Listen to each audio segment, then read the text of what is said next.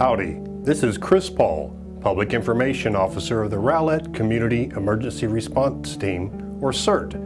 We've been fortunate to not have many 100-degree days in Rowlett this year, but the summer isn't over. One of the greatest threats to personal safety that we address in CERT is heat-related illnesses. We see heat-related illnesses in those we serve and also must stay vigilant with our own CERT-trained personnel in activation and drills. Heat illnesses are no joke. From 1979 to 2003, over 8,000 deaths in the U.S. were caused by heat-related illnesses. Those at higher risk are infants and children, the elderly, those with mental illness, and the obese. From 1998 to 2010, at least 494 children died in cars due to hyperthermia. Remember, a child's body warms 3 to 5 times faster than an adult's. If you see an unattended child in a car, immediately notify 911. Let's discuss the two most serious forms of heat-related illness: heat exhaustion, which can be dangerous, and heat stroke, which can be deadly. Both are true medical emergencies and must be treated immediately. Heat exhaustion is only slightly less severe than heat stroke. Heat exhaustion can develop after several hours or days of exposure to high temperatures and inadequate replacement of fluids. It's the body's natural response to the excessive loss of water and electrolytes contained in sweat.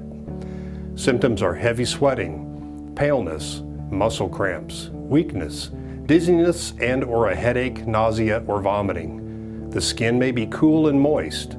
The victim's pulse rate will often be rapid, but weak, and breathing may be fast and shallow. Heat exhaustion can easily lead to heat stroke and must be treated immediately. Treat heat exhaustion by cooling the victim with any means possible: a cool shower, ice packs, even a kiddie pool filled with cool water. Remove any restrictive clothing and give cool, non-alcoholic beverages.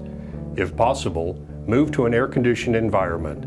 If the victim does not respond well in the first 10 to 15 minutes, call 911 or seek professional medical help. The most severe form of heat illness is heat stroke. Heat stroke can be deadly, even with professional medical intervention. Heat stroke occurs when the body loses the ability to regulate its internal temperature.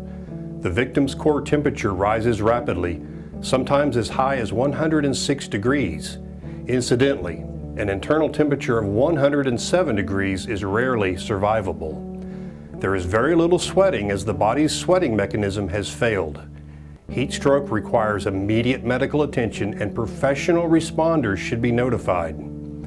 Some symptoms may include extremely high body temperature, often exceeding 103 degrees, red, hot, and dry skin with very little sweating. A rapid, strong pulse is often present, along with confusion, nausea, and ultimately unconsciousness. If you suspect heat stroke, your first treatment should be to notify professional medical help. Get the victim to a shady place, in an air-conditioned space if possible. Cool the victim by any means possible. You can also use ice packs and hot points at the neck, under the armpits, or the femoral area in the crotch. Another idea is to wrap the victim in wet sheets and fan vigorously, anything to cool them down as fast as possible. You should also elevate the feet to help guard against stroke.